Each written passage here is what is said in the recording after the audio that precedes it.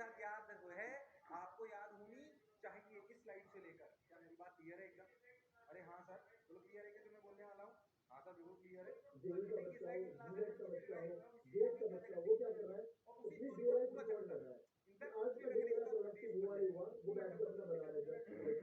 Study करने का 5 घंटे स्टडी करो, 2 घंटे की स्टडी में कहानी पढ़ो, उसके बाद और लेकिन अपनी वीडियो में देख पा रहा है कि यस्टरडे उसका प्रोडक्टिव था या नहीं था।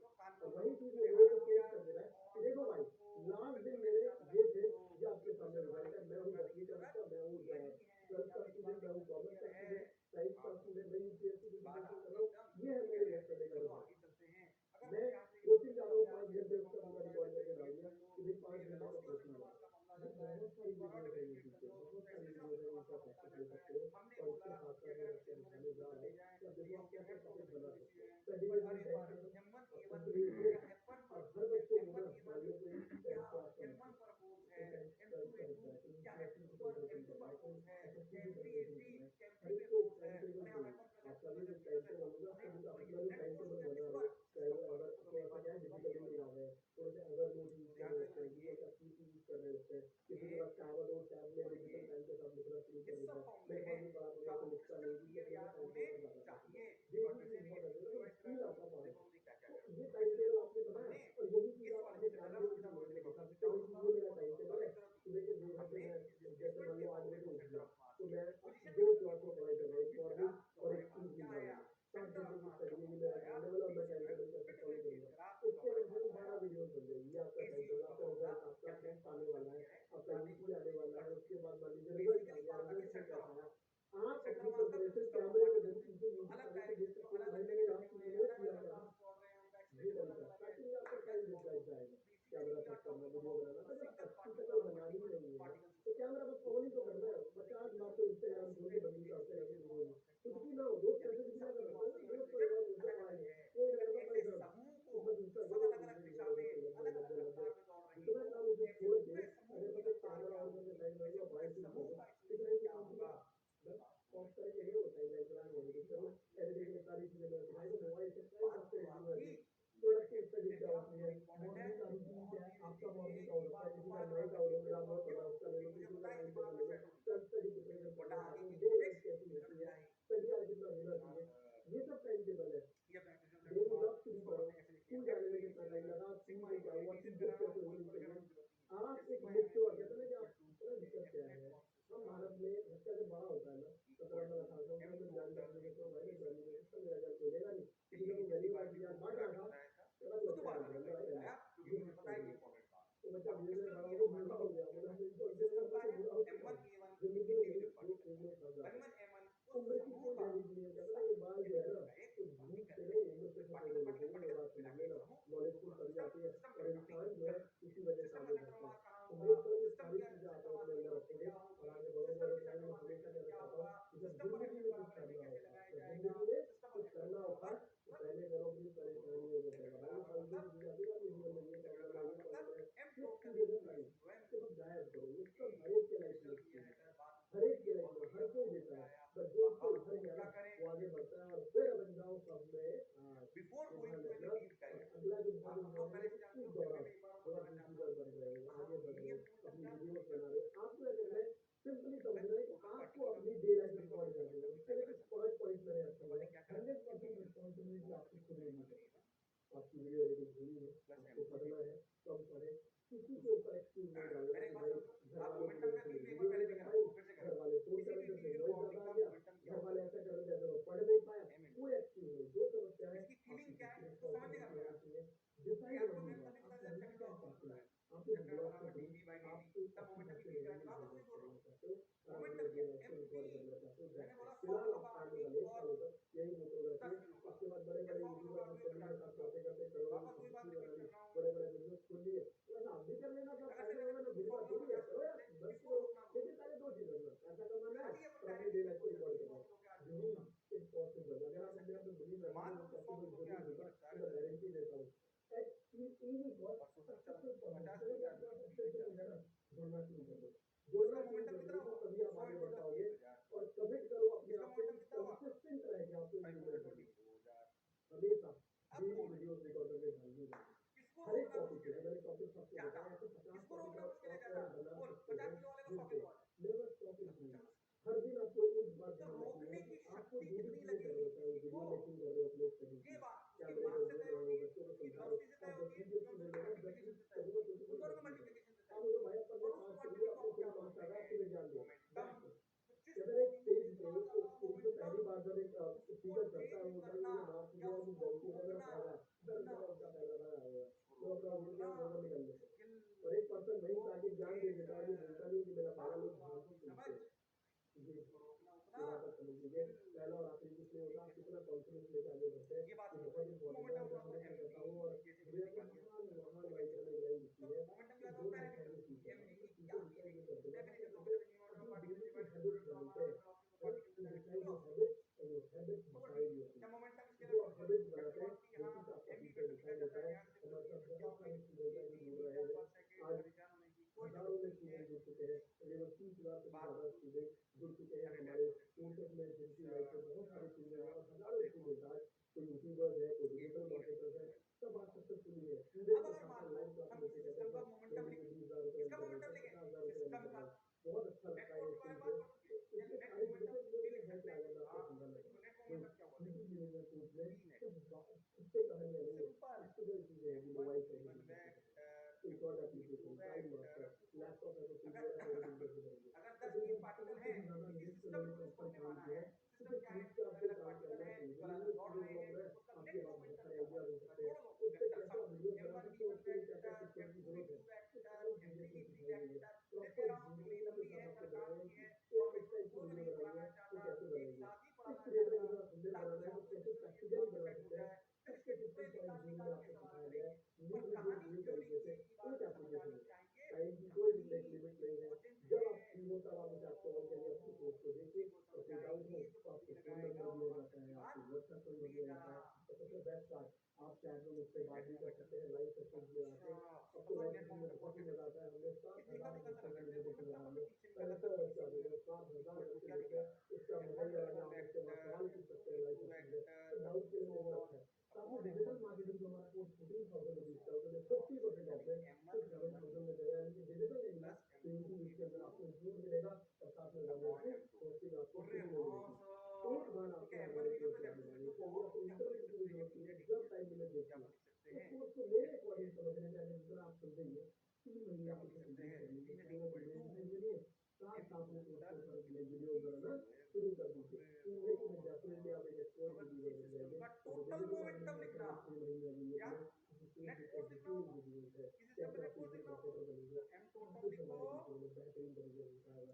वर्डप्रेस पे कैसे खुद वेबसाइट बना सकते हैं, GTM में कैसे, अगर आप चाहते हैं तो डिस्क्रिप्शन में लिंक है, सीधा जाकर इस कोर्स में एट ए टाइम इनरोल होते हैं। रात को 12 बजे देख रहे होंगे, क्लिक करेंगे, रात को 12 बजे देखना शुरू कर देंगे। और कोई डाउट है तो दिए हुए नंबर पे आप कॉल करेंगे, काउंसलर से पूछिए कि आप स्टूडेंट हैं, आप प्रोफेशनल हैं, आप बिजनेस है, तो बता दीजिए कि आपको बेटर गाइड कर पाए कि सर सर ये कोर्स आपके लिए कैसे आपकी लाइफ में वैल्यू एडिशन कर सकता है। आई होप कि वीडियो से काफी प्रोडक्टिव चीज मैंने आपको शेयर की होगी। कैसा लगा वीडियो कमेंट करके जरूर बताइए। मिलता हूँ मैं नेक्स्ट वीडियो में, तब तक के लिए धन्यवाद। दोस्तों यहाँ पे टूल्स देख रहे हैं, हर एक टूल से एवरी टूल से लोग महीने के लाखों रुपए और साल के करोड़ों रुपए कमा रहे हैं आज के रेट में। इन सभी टूलों में से एक टूल अगर आपने सीख लिया तो आप महीने के लाखों रुपए कमा सकते हैं। नमस्कार दोस्तों, मेरा नाम है देव विश्वाल है, आप सभी का बहुत नमस्कार। आज के इस वीडियो में मैं सबसे पहले क्लाइंट की शुरू करना चाहूंगा। तो तुम्हारी स्टोरी की शुरुआत कैसे हुई थी, इससे कोई फर्क नहीं पड़ता, है ना। आपकी स्टोरी की शुरुआत कैसे हुई थी, आप गरीब थे, बहुत प्रॉब्लम थी लाइफ में, फादर की जॉब नहीं थी,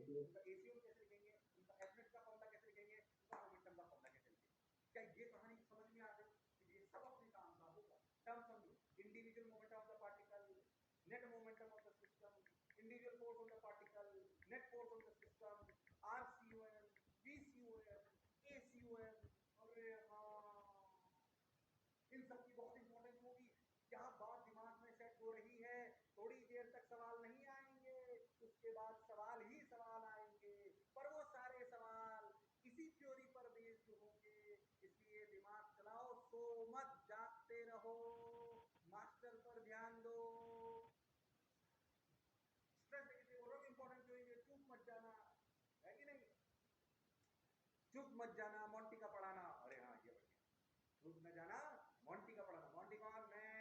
बहुत बढ़िया, बहुत सुंदर, बहुत मजा आया, वाह वाह। मेरा बहुत ही सुंदर और सुशील नाम घर का, जिससे मुझे सारे भाई बहन मेरे चिढ़ाते थे बचपन में। चला जाओ, बहुत खुश होगी। तुमने मेरा नाम किस नाम से सेव कर रखा है फोन पे? एनवी से नहीं, मॉन्टी भैया। वैसे तुम पता है मुझे मॉन्टी भैया भी बुला सकते हो। क्यों? क्योंकि भैया बोलोगे तो मैं जवान महसूस करूंगा। हाँ, है ना, है कि नहीं?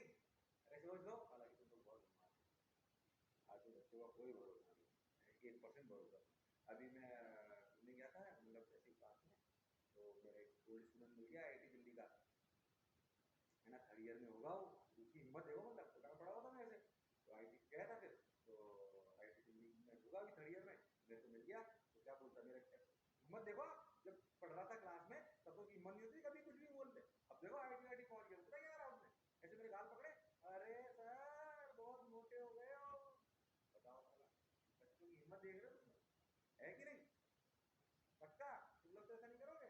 अरे सोच लो। चलो आगे बढ़ जाते हैं। तो अपन एमटी वीसीयूएम, एफएड बराबर एमटी एसीयूएम, बात तो समझ आई, मजा तो है ये बात।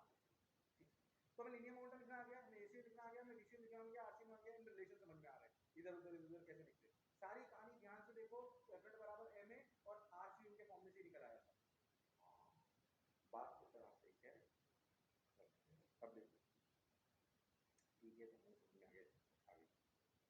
हाँ हाँ समझ गया। अब देख, न्यूटन सेकंड लॉ हम जानते हैं, जो अपन ने अभी पूरा वही सिस्टम का नेट और एफ नेट, जो भी बोला उसी को एक और स्लाइड में दिखा दिया, तो आगे बढ़ो। अब समझना जो मैं कह रहा हूं, अगर इसको पहले समझो, जो मैं कहना है देखो, इसको फील के साथ क्लैरिटी समझना, ये जो लिखा हुआ है अभी एक साथ देखो मत, इसको पहले समझो। अगर मान लो कोई सिस्टम है, कोई भी सिस्टम है, ठीक, उसमें M1 है, M2 है, M3 है, M4 है, और भी हो सकते हैं, ये V1 है, जो भी है इसका V1 V2 इधर V3 V4, जो भी अपने को पढ़ना था वो सब अपन जानते हैं। समझो इस सिस्टम पर कुल मिलाकर फोर्स 0 है। पहली बात, एक बात अच्छे समझना, क्या एफ नेट बराबर 0, एफ नेट का फॉर्मूला क्या है पहले समझो, एफ नेट का फॉर्मूला क्या है पहले समझो। F net equal to F1 plus F2 plus F3 and so on. मुझे एक बात बताओ, net force 0 implies F1 F2 F3 all are 0। मुझे बताओ एफ नेट क्या है सिस्टम पर नेट फोर्स। मैं आपसे स्टेटमेंट पूछूं कि अगर नेट फोर्स 0 है, अगर नेट फोर्स 0 है तो F1 F2 F3 सब 0 है। ये सही स्टेटमेंट है, ट्रू है कि फॉल्स है? बताओ। मैंने क्या पूछा कि अगर सिस्टम पर कुल मिलाकर फोर्स 0 है, अगर सिस्टम पर कुल मिलाकर फोर्स 0 है, अभी इसको समझो, अगर सिस्टम पर कुल मिलाकर फोर्स 0 है तो क्या उसके सभी इंडिविजुअल फोर्स 0 हैं? बताओ बताओ, ये स्टेटमेंट ट्रू है कि फॉल्स है? अगर सिस्टम पर नेट फोर्स 0 है तो क्या सभी पार्टिकल पे लगने वाला नेट फोर्स 0 है? ये स्टेटमेंट सही है कि गलत है? बताओ, अरे बताओ, अरे शर्माओ मत, बताओ ट्रू की फॉल्स, ट्रू की फॉल्स लिखो सब लोग, ट्रू की फॉल्स, ट्रू या फॉल्स, ट्रू या फॉल्स बोलो। ट्रू फॉल्स पूछ रहा हूं, simple. If net force on a system is 0 then all the individual forces are 0, true और फॉल्स? फॉल्स। एग्जांपल देते हैं, मान लो कि एक, समझ लो, मान लो एक प्लस चार्ज है, प्लस क्यू, ये माइनस क्यू, या प्लस क्यू मान लो इसको, बोलो इन दोनों में अट्रैक्शन की रिपल्शन? सब रिपल्शन। ओहो, कि जितना फोर्स ये इस पे लगाता है उतना ही, कि ये पढ़ा हुआ होगा तुमने, कभी जीवन में सुना होगा इलेक्ट्रोस्टैटिक फोर्स, सुना तो ऐसा है कि नहीं? अभी केमिस्ट्री में भी सुना होगा। क्या इलेक्ट्रोस्टैटिक फोर्स दोनों के बराबर लगता है? मैं रहता हूं, क्या वन पार्टिकल पर नेट फोर्स 0 है? क्या वन पार्टिकल पर नेट फोर्स 0 है? नहीं। तो क्या F1 is not equal to 0? क्या F2 is also not equal to 0? पर सोचो, 1 और 2 दोनों के फोर्सेस को अगर जोड़ लें, 1 और 2 दोनों के फोर्सेस को अगर जोड़ लें तो नेट कितना है?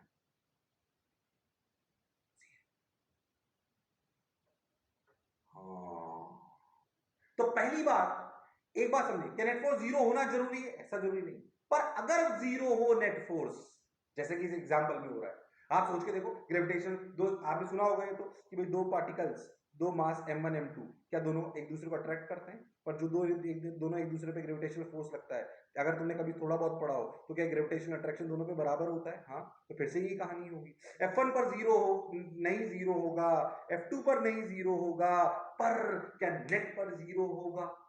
हाँ, तो एक बात अपन क्या सीखे कि अगर नेट फोर्स 0 हो तो इंडिविजुअल फोर्सेस 0 हो, ये जरूरी नहीं है। पता है इस तरह के फोर्सेस को क्या बोलते हैं? ये कहलाते हैं इंटरनल फोर्सेस। अच्छा, ऐसे फ्रिक्शन के भी एग्जांपल होंगे, डोंट वरी।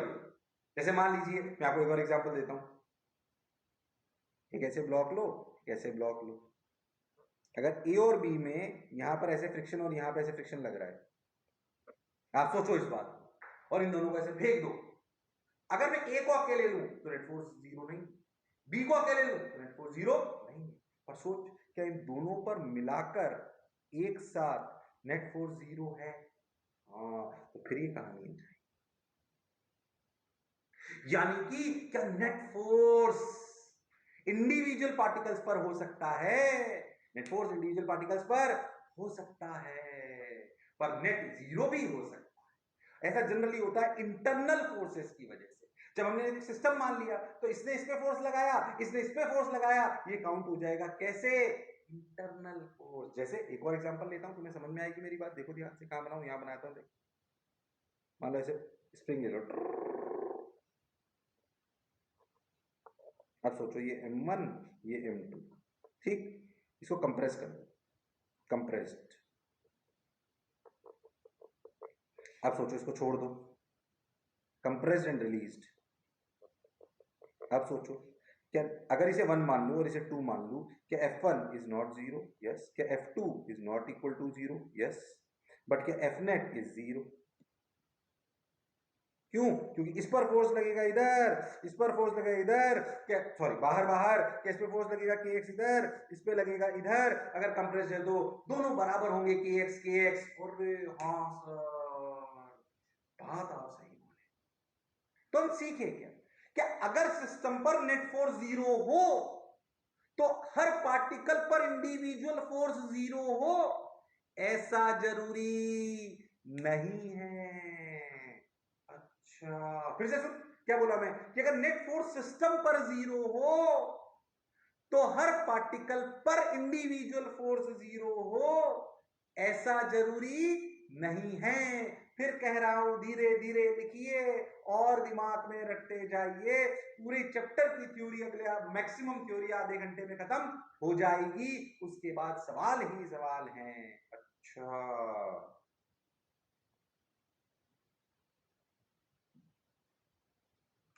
बात तो सर आप सही कह रहे हैं, अब ध्यान सुनना जो आने वाला है। पहले तो क्या उतार लिया, if net force on a system is 0 then individual force on the system particles is 0, ये जरूरी नहीं है, ऐसे लिखना। if net force on a system is 0 then net force then individual forces on the particles is 0, ऐसा जरूरी नहीं है, individual forces आ सकते हैं internal forces की वजह से। for example, 4 एग्जाम्पल ले लिए, 1 A B C D, 4 example लिए जिनमें नेट फोर्स 0 है पर इंडिविजुअल फोर्सेस 0 नहीं है, और ऐसा इंटरनल फोर्सेस की वजह से हो रहा है। ए एग्जाम्पल में इलेक्ट्रोस्टैटिक्स है, बी एग्जाम्पल में ग्रेविटेशन है, थर्ड में फ्रिक्शनल है, और फोर्थ में स्प्रिंग है। जनरली आपके यही ज्यादा आएंगे, इसलिए परेशान होने की जरूरत नहीं है। ठीक सर, ये बात crystal clear. Net force on the system is 0 then individual force है 0, ये जरूरी नहीं है, इंटरनल फोर्सेस की वजह से इंडिविजुअल फोर्सेस नॉन जीरो हो सकते हैं, हाँ कैसे, एग्जाम्पल आपके सामने। अच्छा चल मैं जैसे इसी से एक और कहानी बोल दूं, क्या कि अगर कोई बोले कि acceleration of centre of mass equal to zero implies a1 a2 a3 dot dot dot all are zero, true या फॉल्स? अगर तूने मेरी बात ध्यान सुनी तो तुरंत आंसर देगा इसका, बोल। कोई बोले कि अगर सेंटर ऑफ मास का एक्सेलरेशन जीरो है तो a1 a2 a3 सारे एक्सेलरेशन जीरो हैं, ये स्टेटमेंट सही है कि गलत है? अरे बोलो, अरे यही तो स्टेटमेंट है, दिस स्टेटमेंट इज दिस। क्यों? अरे इसको m से मल्टीप्लाई कर दो सब तरफ, तो ma1 f1 बन गया, ma2 f2 बन गया। अरे तो ACM जीरो हो सकता है, पर जैसे इस सवाल में कि acceleration of centre of mass zero होगा, इन सब में क्या acceleration of centre of mass zero होगा? हाँ, पर a1 a2 a3 जीरो हो ये जरूरी नहीं है, तो क्या ये स्टेटमेंट भी फॉल्स है? अरे पहला स्टेटमेंट और दूसरा स्टेटमेंट सिर्फ m ही तो हटाया है, बाकी तो एक ही बात है, F0 बराबर m टोटल ACUM। अरे हाँ सर, मास थोड़ी चेंज हो रहा है। हाँ, बात तो सर आप सही कह रहे हो, यहां तक की बात अपने को बिल्कुल क्रिस्टल क्लियर है। अब क्या करें? देखो देखो देखो देखो देखो देखो देखो देखो देखो, अच्छा ये बात समझ आ गई, बिल्कुल क्रिस्टल क्लियर।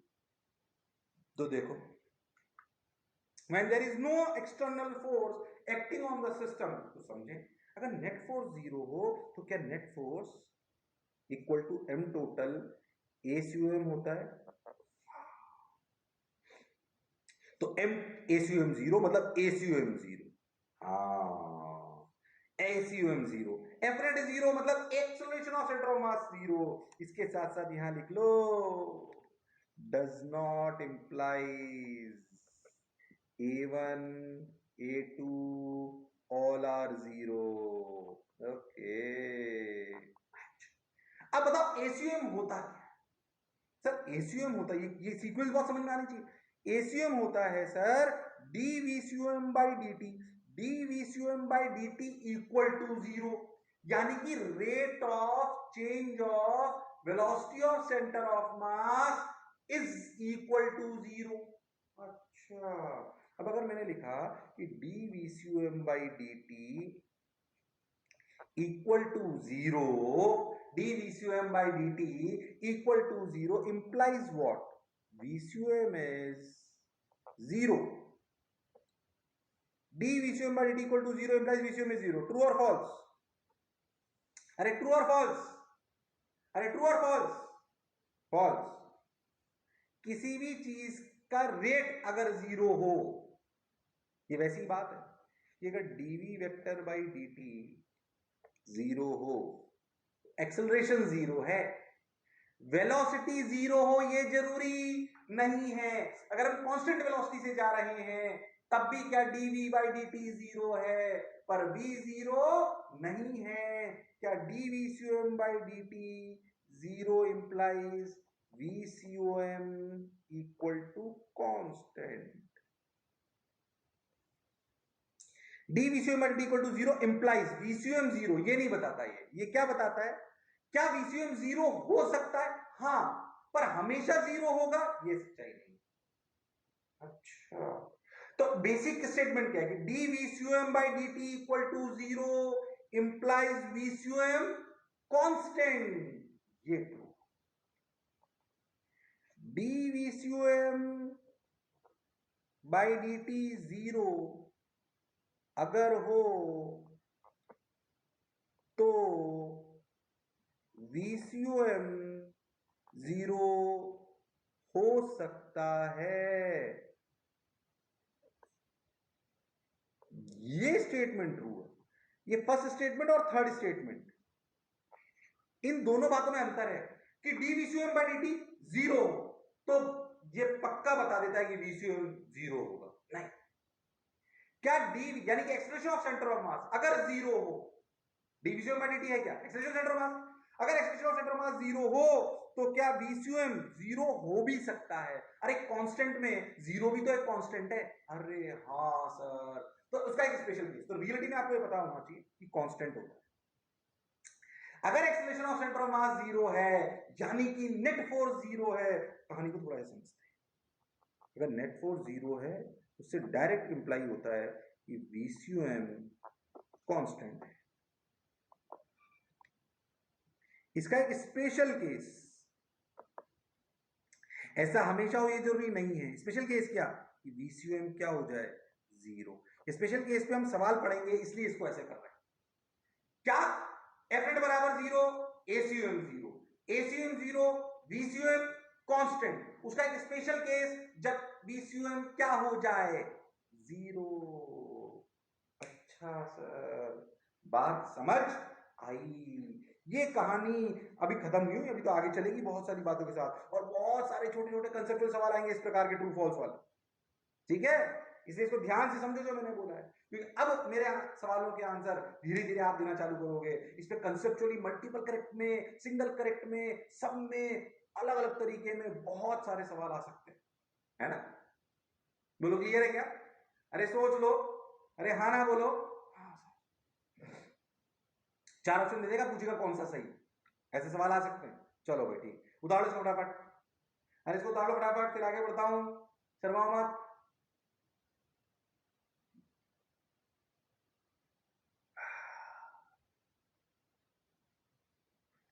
आगे बढ़ जाऊं क्या? चलो भाई, अब इस बात को समझो कि हुआ क्या। पहले अपनी बात समझते अच्छे, सुनना। हुआ क्या उसको समझने का प्रयास है। नेट फोर्स जीरो था। अब देखो क्या हुआ उसको समझे। नेट फोर्स अपना dp सिस्टम बाय dt है। अगर एफ नेट, इसको इक्वेशन देख के डरो मत, तुम, मैं ऐसे समझा कंफ्यूज हो जाओगे, लैंग्वेज देख के तुम डर जाते हो किताबी थी। एफ नेट अगर जीरो है तो ACUM जीरो है, मतलब VCUM कांस्टेंट है। बिल्कुल सही बात है।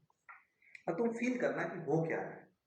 मान लो कि ऐसे दो चार्जेस थे Q और Q, हाँ ठीक। इनको अगर मैं छोड़ दूं, सोचो, इनको अगर मैं रिलीज कर दूं, इस एग्जांपल से समझना हो क्या है। अगर मैं इन दोनों को रिलीज कर दूं, क्या इन दोनों पर नेट फोर्स जीरो है? नहीं। इलेक्ट्रोस्टैटिक फोर्स इधर लगा, इस पे भी इधर लगा। क्या दोनों दौड़ेंगे? हाँ सर बिल्कुल दौड़ेंगे। थोड़ा पास पास बनाता हूँ, रुक जाओ एक मिनट ताकि तुम्हें अच्छा लगे। देखो, मान लो कि दो चार्जेस हैं जिनको अपन ने, जिसपे इस पे इलेक्ट्रोस्टैटिक फोर्स इधर लग रहा है, इस पे इलेक्ट्रोस्टैटिक फोर्स इधर लग रहा है। ध्यान से देखो तो इन दोनों को एक सिस्टम मान लो, ठीक। क्या इस सिस्टम पर नेट फोर्स जीरो है? हाँ, बट F1 नॉन जीरो है, F2 भी नॉन जीरो है। बिल्कुल सही। इनको, इस सिस्टम को हमने रिलीज कर दिया। आपको नहीं लगता थोड़ी देर बाद ये दोनों चार्ज पार्टिकल दूर दूर आ जाएंगे? ये यहां आ गया, ये यहां आ गया।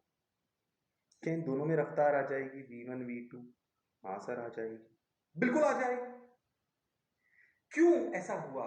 क्योंकि एफ नेट जीरो है इसलिए ACUM जीरो है, पर F1 F2 F3 जीरो नहीं है, इसलिए A1 A2 नॉन जीरो है। A1 A2 नॉन जीरो है तो क्या 1 और 2 की रफ्तार चेंज हो सकती है? हाँ, कहानी को फिर से समझ। F0 zero does not imply F1 0, F2 0, F3 0. In fact, F1 अगर नॉन जीरो है, F2 नॉन जीरो है, समझना अच्छे से हो क्या है, जैसे कि इस केस में हो रहा है। F1 non zero, F2 non zero है।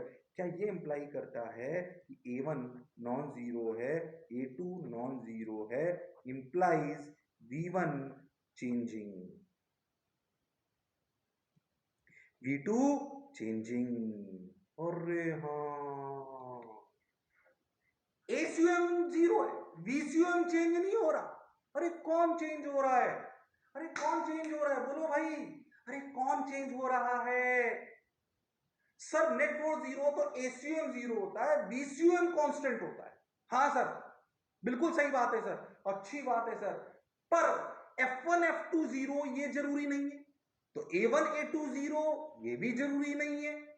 हाँ, तो V1 V2 कांस्टेंट हो ये भी जरूरी नहीं है। क्या V1 V2 चेंज हो सकते हैं? हाँ, नेट फोर्स 0 में कोई आपसे पूछे if Fnet equal to 0 implies V1 vector, V2 vector up to so on all are constant. True or false? False. कोई जरूरी नहीं। नेट फोर्स 0 हो तो सेंटर ऑफ मास 0 है, acceleration of centre of mass. VCUM constant है, पर V1 V2 V3 change हो सकते हैं। अच्छा, सोचो इसमें ऐसा ही तो हो रहा है। हाँ सर, ये हुई स्टेट 1, ये हुई स्टेट 2। क्या इस सवाल में नेट फोर्स 0 है? हाँ।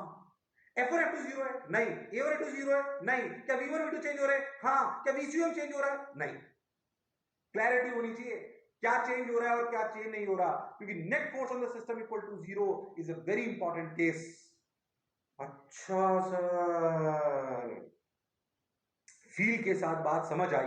अब समझ VCOM इनिशियल स्टेज में क्या लिखना चाहिए, यानी कि इनिशियल स्टेज में जो VCOM होगा और जो फाइनल स्टेज में VCOM होगा, अरे वो तो बराबर होगा। हाँ, अरे हाँ सर, मतलब क्या हम ऐसे लिख सकते हैं M initial V initial plus M1 initial M1 initial equal to V1 initial M2 initial into V2 initial up to so on. क्या ये VCOM के बराबर है? बिल्कुल है। ऐसे ही क्या M1 final V1 final plus M2 final into V2 final up to so on ये भी VCOM के बराबर है? अरे हाँ, मतलब क्या M1 initial V1 initial plus M2 initial के M1 M2 तो एक ही रहता है, इसमें इनिशियल फाइनल करने की कहाँ जरूरत आ रही। V1 इनिशियल V1 फाइनल करने बस, है ना। हाँ, M1 इनिशियल में जरूरत नहीं है, मास थोड़ी चेंज हो रहा है। तो V2 initial up to so on equal to M1 V1 final plus M2 V2 final and so on. अरे हाँ, अब किताबों में क्या बोला गया, ध्यान से सुनना, ध्यान देखो तो टोटल चीज क्या है, ये चीज है क्या? M1 M1 M1 M1 M1 M1 ये चीजें हैं क्या? बोलो भाई, ये मैंने क्यों ऐसा लिख दिया? ध्यान देखो, M VCUM, ये M टोटल भी आएगा, इधर M टोटल भी आएगा, ये दोनों चीजें तो सेम है। अरे हाँ, इसे क्या बोलेंगे? Initial momentum. इसे क्या बोलेंगे? Final momentum. ओ हो। पहले तो समझो कि पार्टिकल्स की रफ्तार चेंज क्यों हो रही है, इंटरनल फोर्सेस की वजह से। पर क्या चीज चेंज नहीं हो रही है? क्या एक पार्टिकल की रफ्तार चेंज हो सकती है? हाँ। क्या दूसरे की भी हो सकती है? हाँ। पर उन सबका मोमेंटम जो इनिशियल स्टेज में था और जो फाइनल स्टेज में है, अगर नेट फोर्स 0 है तो वो चेंज नहीं हो सकता। और ये बहुत इंपॉर्टेंट कॉन्सेप्ट है कि अगर नेट फोर्स 0 हो तो स्टेट 1 और स्टेट 2 अलग अलग क्यों हुई? क्योंकि इंडिविजुअल रफ्तारें चेंज हो सकती हैं, तो अलग अलग सिचुएशन हो सकती है, पर उनकी क्या चीज चेंज नहीं हो सकती? अगर नेट फोर्स 0 है तो उनकी जो चीज चेंज नहीं हो सकती वो है उनका momentum, total momentum, individual momentum नहीं, total momentum. So P initial of the system equal to P final of the system, and this is known as momentum conservation. बहुत इंपॉर्टेंट कॉन्सेप्ट भाई साहब, मोमेंटम कंजर्वेशन। अरे हाँ sir, ये बहुत important slide है। पहले तो आप समझो कि नेट फोर्स 0 हो तो स्टेट कैसे चेंज हो सकती है? इसलिए चेंज हो सकती है क्योंकि इंडिविजुअल फोर्सेस 0 नहीं है, इंडिविजुअल एक्सेलरेशन 0 नहीं है, इसलिए वेलोसिटी चेंज हो सकती है, तो स्टेट भी चेंज हो सकती है। पर स्टेट 1 से लेकर स्टेट 2 तक में अगर नेट फोर्स 0 है तो क्या चीज सेम रहेगी? वो है momentum. Initial total momentum of the system equal to final momentum of the system, यानी कि P initial vector equal to P final vector of the system, and this concept is known as momentum conservation. क्या concept है? if net equals to 0 on system, line तो तीसरी चीज को समझाने का टाइम लगा, on system f net equal to 0 on system, this implies initial momentum of system equal to final momentum of system. ये समझाने के लिए मैं इतनी देर से कहानी कर रहा था। ओहो, पर इसके बीच में कहानी बहुत है। नेट फोर्स मतलब 0 मतलब ACUM 0, VCUM कांस्टेंट। अच्छा, VCUM कांस्टेंट मतलब V1 V2 V3 V3 V5 सब कांस्टेंट नहीं। A1 A2 A3 A3 0 सब 0 नहीं। A1 A2 A3 A4 हो सकते हैं, इसलिए V1 V2 V3 भी चेंज हो सकते हैं, पर उनका नेट मोमेंटम कभी भी चेंज नहीं होगा क्योंकि नेट फोर्स 0 है। ध्यान से देखो, कहानी समझ आई नहीं है।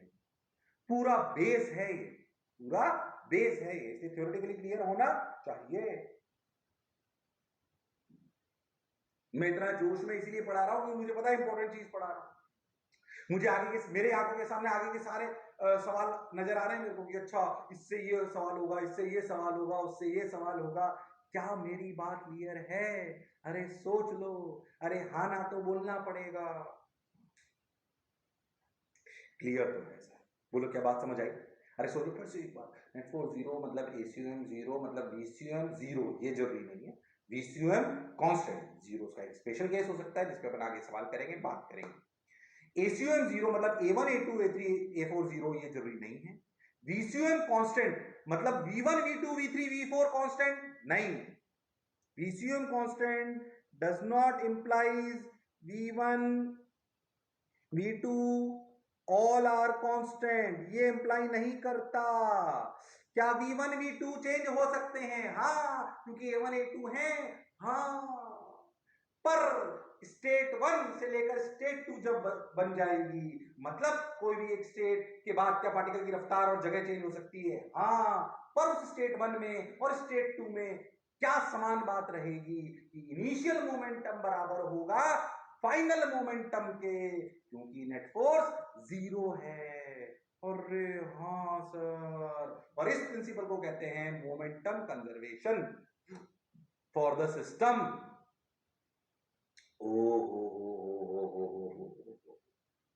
सर बात तो समझ आई आपकी, क्रिस्टल क्लियर। बोलो आई क्या?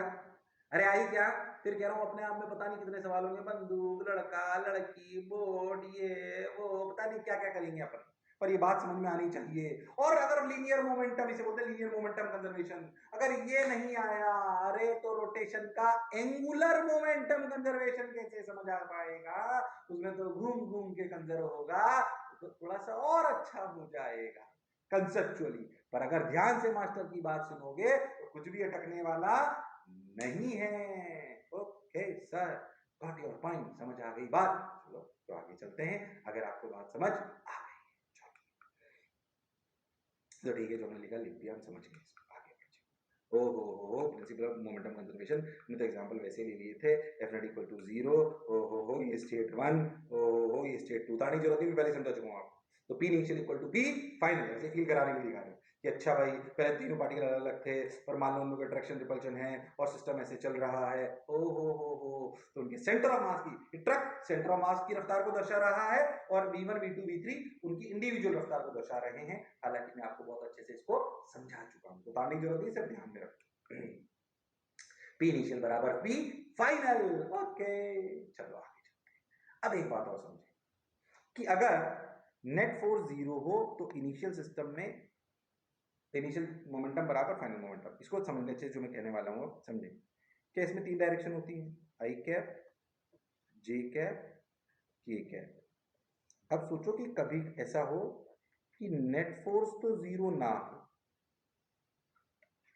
But F net in X direction, क्या इसको ऐसे लिख सकते हैं, F net equal to F X I cap plus F Y J cap plus F Z K cap. हाँ ठीक है, बट एफ एक्स 0 हो, यानी कि एक्स डायरेक्शन में फोर्स 0, वाई जेड में ना हो।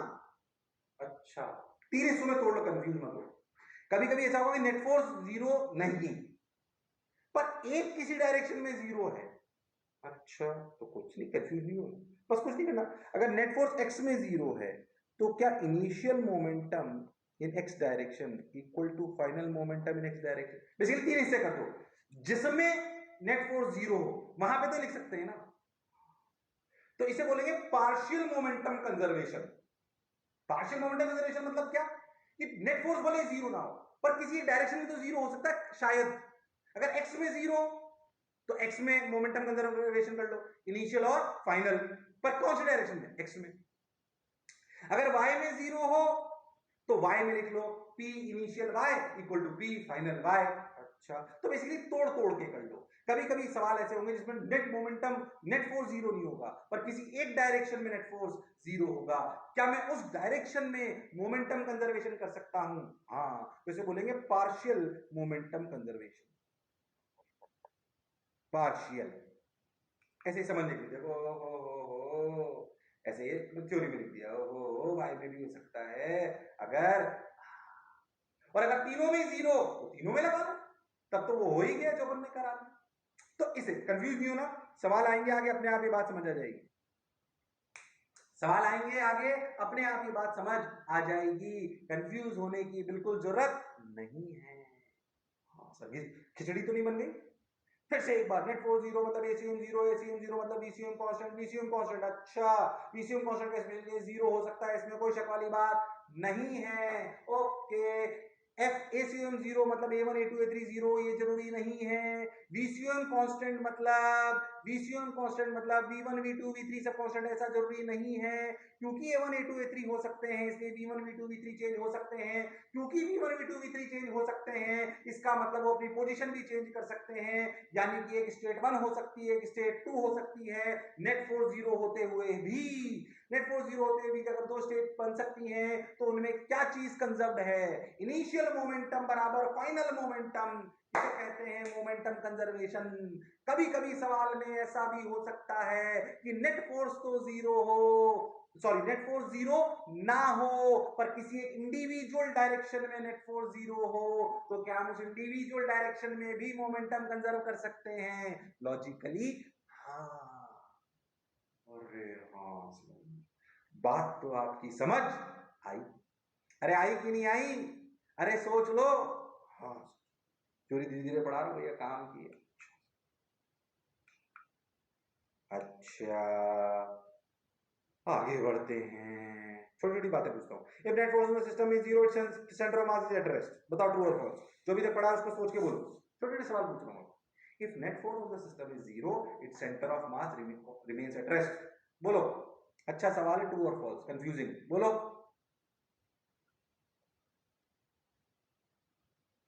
है उसमें से जो भी तक पढ़ा है। If net force on the system is zero, it's centre of mass remains at rest, बोलो।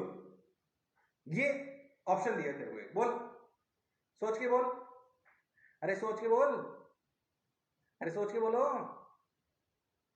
अरे बोलो बोलो, अरे पक्की बात, अरे सोच लो, बोलो, अरे बोलो भाई, अरे बोलो भाई, अरे बोलो भाई, ट्रू की false? If net force on the system is zero, it's centre of mass remains at rest, पता है आंसर क्या है? फॉल्स। एफनेट जब जीरो होता है तो VCOM कांस्टेंट होता है। जीरो हो भी सकता है और नहीं भी हो सकता है, पर जीरो हो ये जरूरी नहीं। जैसे मैं आपसे बोलूं कि मान लो एक ट्रक है, तेरे को एग्जांपल समझ में आ जाए, जैसे ट्रक ले, इसमें ना वो दो ऐसे ऐसे स्प्रिंग लगा के मासेस लगा दे, ये ट्रक पहले से 10 मीटर पर सेकंड से जा रहा था, ठीक। अब सोचो ये 1 kg या 2 kg जो भी आपको रखना, अब सोचो अगर इन स्प्रिंग ब्लॉक सिस्टम में इनको दबा के, ट्रक के अंदर दबा के छोड़ दो तो ट्रक के साथ तो जाते ही रहेंगे ना, तो सेंटर ऑफ मास की रफ्तार तो वही रहेगी ना जो ट्रक की थी 10। हाँ, इनकी अलग अलग हो जाएगी। अरे हाँ, तो क्या इन दोनों में नेट फोर्स जीरो है? हाँ बिल्कुल है, पर सेंटर मास की रफ्तार तो 10 ही रही। हाँ बिल्कुल सही। हाँ, तो अगर नेट फोर्स 0 हो तो सेंटर ऑफ मास रेस्ट पर हो, ये जरूरी नहीं है, हो सकता है पर जरूरी नहीं है। इसलिए स्टेटमेंट ट्रू है कि फॉल्स है? It centre of mass remains at rest, थोड़ा और अच्छा स्टेटमेंट करना तो ऑलवेज। अब ये पक्का फॉल्स है। क्या सेंटर ऑफ मास रेस्ट पे हो सकता है? हाँ हो सकता है, पर हमेशा गारंटी हो ये जरूरी नहीं है। तो स्टेटमेंट को थोड़ा और अच्छा कर लो। If net force in the system is 0, its centre of mass remains at rest always. नहीं, ये गलत है, ये फॉल्स है स्टेटमेंट। ओके, और देख false. If net force in the system is 0, the kinetic energy of the system remains constant. Again, थोड़ी सी अच्छी बात बोलो, बोलो जो मैंने पीछे बताया सोच के बोलो, बोलो, अरे बोलो बोलो, अरे बोलो बोलो, अरे बोलो मेरे लालो। If net force in the system is 0, the kinetic energy of the system remains constant. बोलो फटाफट बोलो, अरे बोलो। If net force in the system is 0, the kinetic energy of the system remains constant. Confusing statement again. दोनों statement अच्छे पूछे मैंने, जो पढ़ाया उसमें से। अगर सिस्टम पर नेट फोर्स 0 हो, फिर कह रहा हूं आज का लेक्चर कंफ्यूजिंग, इधर का उधर, उधर का इधर, पर भैया ढंग से समझ में आना चाहिए, गड़बड़ हो जाएगी। If net force in the system is 0, the kinetic energy of the system is constant. बोलो ट्रू की फॉल्स, ट्रू की फॉल्स। पीछे से समझाता हूं, देख।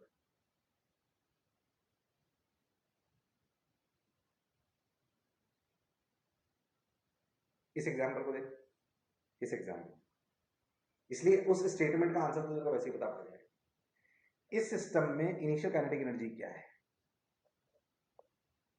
0। सोच, फाइनल 0 है क्या? नहीं। क्या काइनेटिक एनर्जी चेंज हो गई? हाँ हो गई, जबकि नेट फोर्स 0 था, जबकि नेट फोर्स 0 था। देख, अरे हाँ सर, जबकि नेट फोर्स 0 था, हाँ सर, फिर भी काइनेटिक एनर्जी चेंज हो गई। ऐसा लगता है सर काइनेटिक एनर्जी कैसे चेंज हो जाएगी, नेट फोर्स 0 हो तो? हो रही है, देख तेरे सामने एग्जांपल है। दो चार्ज पार्टिकल को छोड़ दो, दोनों पॉजिटिव में दूर भागेंगे, इनिशियल काइनेटिक एनर्जी 0 थी पर फाइनल है। अरे हाँ, बात आपकी सर बिल्कुल सही है। अब कई लोग ऐसे लॉजिक देते हैं, सर क्या लॉजिक देते हैं सुनना, सर क्या लॉजिक देते हैं सुनना, सर आप गलत पढ़ा रहे हो। कैसे सुन? बोलेंगे सर देखो, kinetic energy of system equal to half m total VCUM square, और सर VCUM कांस्टेंट है,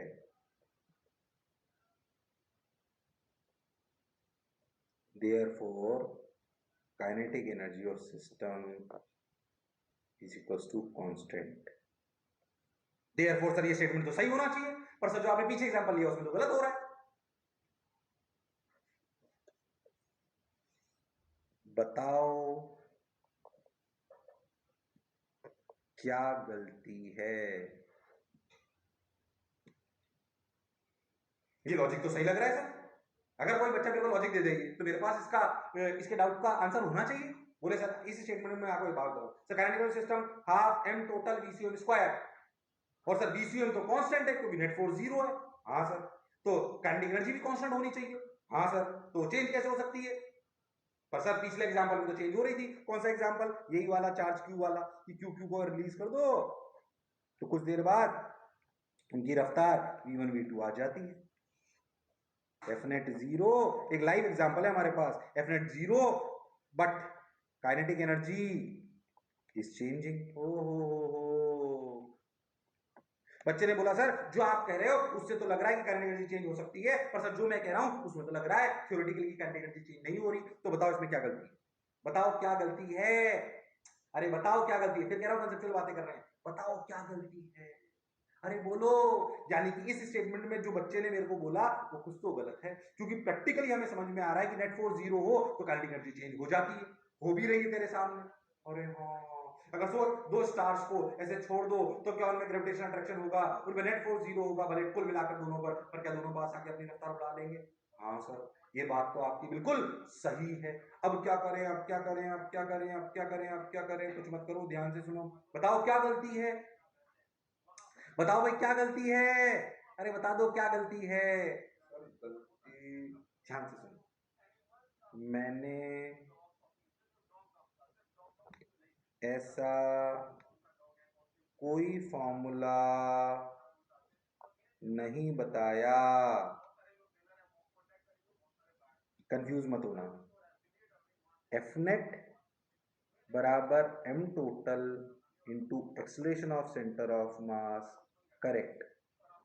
net momentum equal to M total into velocity of centre of mass, correct. But kinetic energy net equal to half of M total into VCUM का square, गलत। मैंने ऊपर के दो फॉर्मूले बताए, ये नहीं बताया।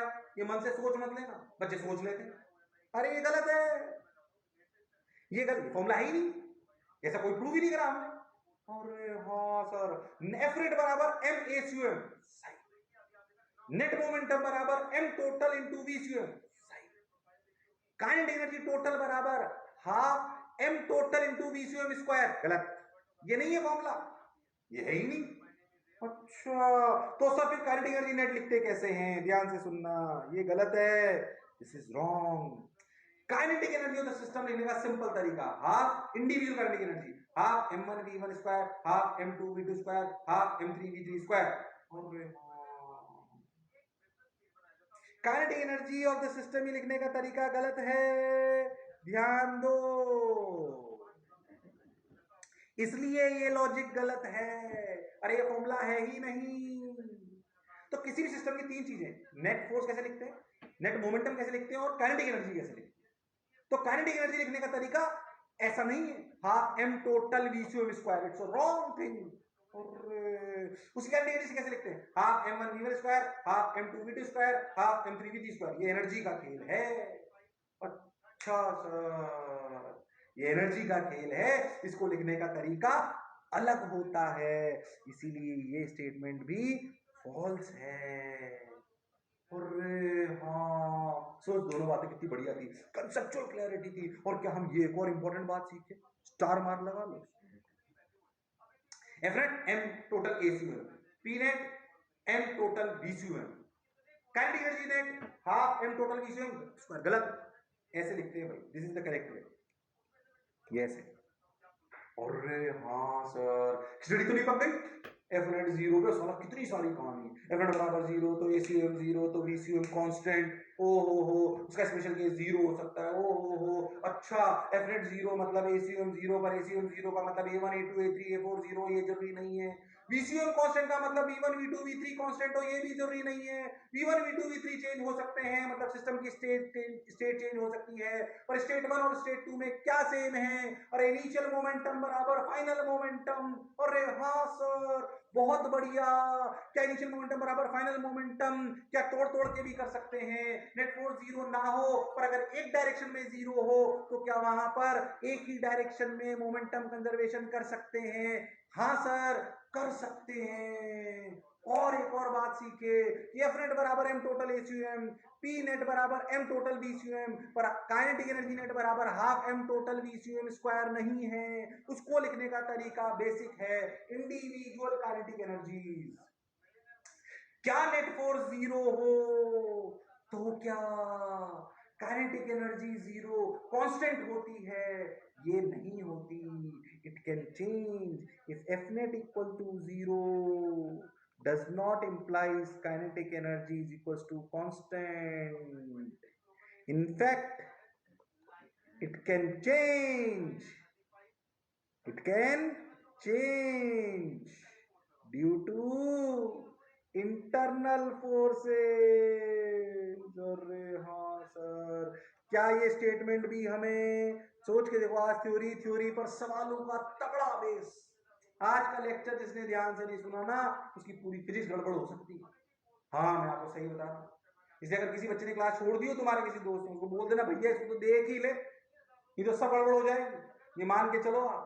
इसलिए इतना धीरे धीरे की बात को 4 बार बोल रहा हूँ, मुझे पता है इसकी क्या इंपॉर्टेंस है, और ये बिल्कुल क्रिस्टल क्लियर अपने को समझ आनी चाहिए। हालांकि जैसे जैसे सवाल करेंगे तुम्हें इसकी महत्ता मतलब इंपॉर्टेंस और बहुत अच्छे से समझ। ओके सर, अब थोड़ा थोड़ा समझ में आने लगा है। स्टेटमेंट भी समझ में आया, kinetic energy of system, momentum of the system, expression of centre mass, ये वो ये, क्या बात समझ आई? क्या उतार दिया ये सब? पक्का? यस।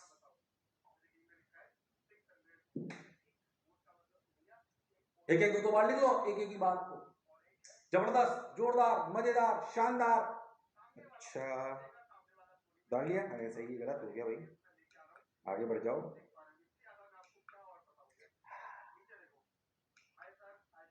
ये तो इंटरनल फोर्सेस की बात अपन कर रहे हैं। हाँ समझिए, आगे बताओ, ये तो हम समझ गए सर। हाँ ये बताओ, statement, if the centre of mass of the system is at rest, momentum is conserved. उल्टा स्टेटमेंट सुनिए, एक सवाल के रूप में पूछ रहा हूं, बताओ, ये सब सवाल है, ट्रू फॉल्स वाले बोलो। If the centre of mass of the particle is at rest, momentum is conserved, मतलब अगर ये है तो दिस इंप्लाइज दिस। ये ट्रू है कि फॉल्स है, बताओ। If the centre of mass of the system is at rest, momentum is conserved, ये स्टेटमेंट ट्रू है कि फॉल्स है, बताओ। खुद को बुद्धि से ट्रू और फॉल्स सही देना है, गलत मत करना। कि अगर किसी सिस्टम का सेंटर ऑफ मास रेस्ट पर चल ही नहीं रहा तो क्या मोमेंटम कंजर्व्ड है? बोलो, अरे बोलो, अरे बोलो, बोलो, ध्यान से सुनो। अगर centre of mass is at rest implies VCOM equal to 0। हाँ सर, सेंटर ऑफ मास चल ही नहीं रहा, सेंटर ऑफ मास नहीं चल रहा, मतलब m टोटल VCOM 0, मोमेंटम 0 है, मोमेंटम 0 है तो dp वेक्टर बाई dt पर ऑलवेज चेंज ही नहीं हो रहा, तो क्या नेट फोर्स भी 0 है? यानी कि अगर मोमेंटम, ध्यान समझना, इससे भी यहीं पे पूछ लिया, कंफ्यूज मत होना बिल्कुल, ध्यान समझ। जैसे मैं तेरे को एग्जांपल लेता हूं, एक चार्ज क्यू, एक चार्ज क्यू, इसी को समझ लो, अच्छे से समझ आ जाएगा। इनको छोड़ दो, लॉजिकली सोचना, इनको छोड़ दो, बताओ इनका अगर इनको रिलीज कराए तो बताओ इनका नेट फोर्स क्या है? इनका नेट फोर्स क्या है? 0। बिल्कुल सही सर। अच्छा, अब इस सिस्टम को देखो आप, इस सिस्टम की V1 इनिशियल कितनी है? 0। V2 भी कितनी है? 0। ओके, तो VCOM क्या है? 0। और VCOM 0 है और नेट फोर्स भी 0 है, तो VCOM तो चेंज हो ही नहीं सकता। हाँ, पर क्या स्टेट चेंज हो सकती है? हाँ, ये V2, ये V1, तो यहां से लेकर यहां तक क्या चीज कंजर्व है? मोमेंटम। यानी कि ये स्टेटमेंट ट्रू है। अगर सेंटर ऑफ मास रेस्ट पर है तब तो भैया, सेंटर ऑफ मास रेस्ट पर है तो भैया कुछ हो ही नहीं रहा, सेंटर मास तो चल ही रहा। एसीएम, अगर VCOM 0 है तो ACM भी तो 0 है। हाँ सर, बिल्कुल 0 है, ऐसे समझो, VCOM 0 ऑलवेज, इंस्टेंटेनियस नहीं, VCOM 0 always implies ACOM 0, yes, implies Fnet 0, correct, implies P initial बराबर P final, बिल्कुल सही। और हाँ सर, बात तो आप बिल्कुल सही कह रहे हो। क्या मेरी बात समझ आई है रामलालो, श्यामलालो? अरे सोच लो, अरे guaranteed. The center of mass of the system is at rest, momentum is conserved. Yes, true. एक और देखो, if the momentum of the system is conserved, center of mass is at rest. उल्टा कर दिया इसे। If the momentum of the system is conserved, center of mass is at rest. बोलो, बोलो, true की फॉल्स? ये फॉल्स है। क्यों? वो एग्जांपल तो भी ट्रक वाला लिया था, ये ट्रक 10 से चल रहा है, इसमें से स्प्रिंग को कंप्रेस करके छोड़ दो, तो क्या VCUM की वैल्यू 10 ही रहेगी? पर क्या मोमेंटम कंजर्व है? पर क्या सेंटर ऑफ मास रेस्ट पर है? नहीं। हाँ, momentum conserve, but VCUM is moving with constant velocity. Okay, बात समझ आ गई? तो अगर सेंटर ऑफ मास रेस्ट पर हो तो मोमेंटम पक्का कंजर्व, पर मोमेंटम कंजर्व हो तो सेंटर ऑफ मास पक्का रेस्ट पर हो, जरूरी नहीं है। सेंटर ऑफ मास की रफ्तार कांस्टेंट होती है। अच्छा, कंफ्यूज मत होना। If momentum is conserve implies centre of mass is moving with constant velocity. बिल्कुल सही, पर वो कांस्टेंट वेलोसिटी पक्का जीरो ये जरूरी? अच्छा, पर अगर बोल दो कि सेंटर ऑफ मास रेस्ट पर ही है तो उस कांस्टेंट का एक स्पेशल केस आ गया, तो मोमेंटम तो पक्का कंजर्व। पर क्या momentum conservation implies centre of mass की वेलोसिटी जीरो? नहीं। बट क्या velocity of centre of mass zero implies momentum conservation? Yes. खिचड़ी बन गई तुम्हारी। आया कि नहीं आया? फिर कह रहा हूं कंसेप्चुअल बातें कर रहे हैं, इधर उधर हिलने की जरूरत नहीं है, इधर हिलने की बिल्कुल जरूरत नहीं है। क्या मेरी बात समझ आई है? अरे हाँ ना तो बोल दो, अरे सोच लो। बात तो समझ आई है, बोलो क्लियर? अरे पक्का? अरे गारंटीड? हाँ। अरे पक्का? यस, बिल्कुल क्लियर। उतार लो उसको, उतार लो फटाफट, इंपॉर्टेंट चीजें। फिर कह रहा हूं आज का लेक्चर थ्योरेटिकली बहुत इंपॉर्टेंट।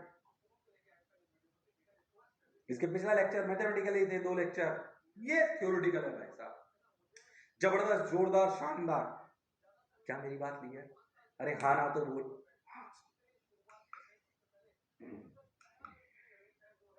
अगर नेट फोर्स जीरो हो तो काइनेटिक एनर्जी कांस्टेंट, ये सब लिखा चुका हूं मैं। अगर नेट फोर्स जीरो हो तो काइनेटिक एनर्जी कांस्टेंट हो, ये जरूरी नहीं है। काइनेटिक एनर्जी सिस्टम ऐसे लिखी जाती है, अगर नेट फोर्स जीरो हो तो सेंटर ऑफ मास रेस्ट पे हो, ये जरूरी नहीं है। सेंटर ऑफ मास में भी एट रेस्ट और मूविंग विद कांस्टेंट वेलोसिटी, जो अपन ने भी सवालों के रूप में करा ना, उसको इंपॉर्टेंट पॉइंट लिख के लिखा रहा हूं।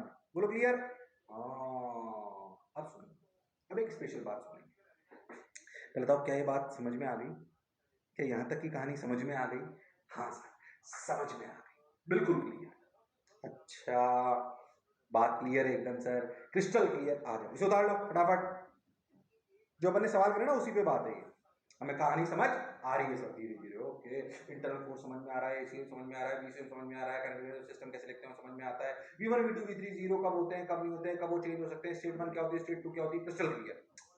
बात कर रहे हैं सिस्टम ऑफ पार्टिकल्स की। Okay, yes sir. फिर कह रहा हूं धीरे धीरे पढ़ा रहा हूं, किताब से इतनी तीर से समझ आने वाला नहीं है, क्योंकि मुझे पता है कि आगे काम बहुत आने वाला है। अच्छा सर, अब मैं एक स्पेशल बात बताऊं। मान लो स्पेशल केस। स्पेशल केस क्या? जब नेट फोर्स जीरो हो इंप्लाइज VCUM कांस्टेंट। इसका स्पेशल केस VCUM जीरो। मतलब स्पेशल केस क्या है? नेट फोर्स भी जीरो हो और VCUM भी जीरो, ये स्पेशल केस है। जब F नेट जीरो होता है तो VCUM जीरो ये जरूरी नहीं होता, VCUM कांस्टेंट होता है, पर उस कांस्टेंट का एक स्पेशल केस लो। कौन? कि F नेट भी जीरो हो और VCUM भी जीरो हो। अच्छा, क्या ये special case implies centre of mass is at rest? ये स्पेशल केस है नेट फोर्स जीरो। हमेशा नेट फोर्स जीरो हो तो सेंटर ऑफ मास रेस्ट पर हो, ये जरूरी नहीं है।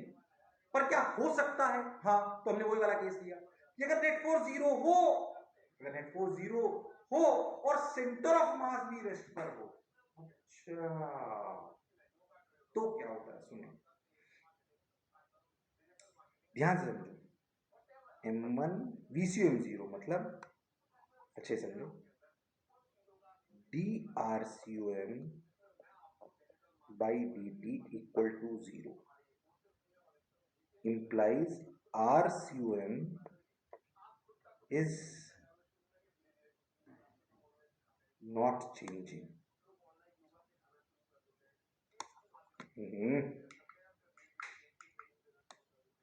RCOM is not changing. मतलब सेंटर ऑफ मास अपनी जगह चेंज नहीं कर रहा। नेट फोर्स 0 हो तो और सेंटर ऑफ मास की रफ्तार 0 हो तो हमें यह पता पड़ा इसका मतलब सेंटर ऑफ मास नहीं चल रहा, मतलब सेंटर ऑफ मास की पोजीशन चेंज नहीं हो रही। पर क्या m1 m2 m3 चेंज हो सकते हैं? हाँ, जैसे मान लो ये एक चार्ज क्यू, ये एक चार्ज क्यू, दोनों को छोड़ दो, रिलीज, इसी एग्जांपल से समझा रहा हूं बार बार, छोड़ दो, क्या दोनों दूर भागेंगे? क्या कुछ देरी के बाद सिचुएशन ये हो जाएगी? हाँ सर, मान लो ये x1 चला और ये x2 चला, पर सोच के देखो तो सेंटर ऑफ मास नहीं चला। सेंटर ऑफ मास वही है क्योंकि नेट फोर्स भी 0 था, इनिशियल रफ्तारें भी 0 थी, तो इनिशियल सेंटर ऑफ मास की रफ्तार भी 0 थी, तो सेंटर ऑफ मास चला ही नहीं। तो याद कर, ऐसे सवाल जब अपन ने करे थे तो अपन क्या करते थे, याद कर, अपन बोलते थे RCOM equal to m1r1 plus m2r2 up to so on m total. ठीक, अगर अपन इसे डिफरेंशिएट करते थे तो RCOM तो कांस्टेंट हो गया, तो 0 equal to m1 dr1 plus m2 dr2, मतलब change in r1 r2 r3, यानी कि याद कर अपन इसको ऐसे लिखते थे m1 x1 बराबर m2 x2। या तो चेंज वाले सवाल कराए थे कि बताओ कितना हिलाएं इसको कि सेंटर ऑफ मास वहीं रहे, और हाँ सर, या तो टू बॉडी सिस्टम में करा था कि सेंटर ऑफ मास वहीं रहे, और हाँ सर, वही कहानी है, ये वही कहानी है। अभी इसलिए कंफ्यूज मत हो। तो basically m1 change in m1, m2 change in m2, ऐसे समझो, आप ऐसा कर सकते हो। इस कहानी को कैसे लिख सकते हो, m1 delta x1 plus m2 delta x2 equal to 0, ये मतलब है इसका। m1 उसमें कितना चेंज हुआ, m2 उसमें कितना चेंज हुआ, इन सभी का समेशन 0 होना चाहिए। अगर आप एक को लेफ्ट एक को राइट ले लो तो m1 x1 बराबर m2 x2, क्या ये इसी की एक शॉर्ट ट्रिक है? और हाँ सर, x1 को लेफ्ट लिया, x2 को राइट लिया, तो अगर x2 को पॉजिटिव लोगे तो x1 को नेगेटिव ले लोगे, तो m1 x1 बराबर m2 x2 तो आएगा। अरे हाँ सर, अगर इसको देखो तो ऐसे ही तो लिखोगे, क्या लिखोगे, कैसे लिखोगे, m1, इसे 1 मान लो, अगर इधर पॉजिटिव मान रहे हैं तो माइनस x1 लिखेंगे plus m2 into x2 equal to 0, तो ये कहानी आ गई।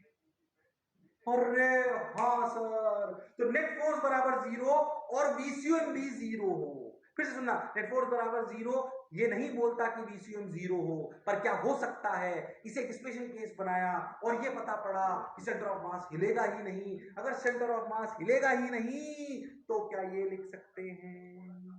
अरे हाँ सर, बिल्कुल लिख सकते हैं, 110% लिख सकते हैं। अच्छा, हाँ, क्या इस स्पेशल केस में एक सवाल करा दूं आज के लेक्चर की? सर थ्योरी थ्योरी शानदार, थ्योरी थ्योरी थ्योरी धीरे धीरे धीरे पूरी एक घंटे थ्योरी पढ़ाई, टाइम लगा पर काम की बात थी। एक सवाल कराया था, फिर अगले टाइम से सवाल ही सवाल, सवाल ही सवाल, सवाल ही सवाल, सवाल ही सवाल, बोलो क्लियर? अरे सोच लो, अरे पक्का? हाँ सर बिल्कुल, तो आ जाओ एक सवाल करते हैं, ये तो हो गया, बात समझ आ गई, आगे आ जाओ। हो एग्जाम्पल, एग्जाम्पल बोलो, सोच लो, अरे पक्का?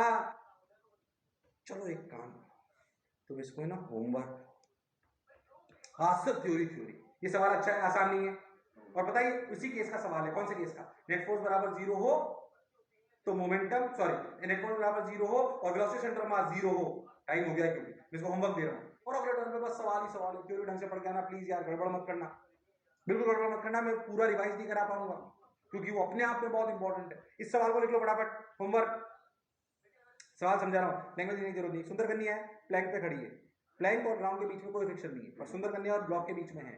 सोचो, सुंदर कन्या अगर प्लैंक पे चलेगी तो क्या प्लैंक पीछे जाएगा? ये सोचो पहले। अगर सुंदर कन्या प्लैंक पे चलेगी तो क्या प्लैंक पीछे जाएगा? क्यों? क्योंकि सुंदर कन्या प्लैंक को पीछे धकेलेगी और प्लैंक सुंदर कन्या को आगे धकेलेगा। ओ तो सवाल ये है कि जब सुंदर कन्या दूसरे एंड पर पहुंच जाएगी किसके? प्लैंक के, तो बताओ सुंदर कन्या डिस्टेंस प्लैंक कितना पीछे आ जाएगा? अच्छा, इसी सवाल से कहानी को चालू करूंगा। क्या आप ट्राई कर सकते हो? अरे क्या आप ट्राई कर सकते हो? अरे हाँ ना बोलो, टाइम हो गया, जल्दबाजी नहीं करते हैं, बढ़िया समझाएंगे क्रिस्टल क्लियर। बोलो क्या थ्योरी समझ आई कि नहीं आई? डर तो नहीं लगा? नहीं सर, डरना नहीं है। आज का लेक्चर थ्योरी प्रॉपर्ली बेस्ड। क्या मेरी बात एकदम क्लियर? अरे हाँ सर, अरे पक्का, अरे सोच लो। Yes sir, got your point. क्या मेरी बात यहां तक क्लियर? पक्का। चलो भाई, तो अगले टाइम पे फिर मिलते हैं इसी जोश और जुनून के साथ। पढ़ते रहिए, लड़ते रहिए, मास्टर की बात सुनते रहिए। तब तक के लिए see you, sayonara, take care, bye bye.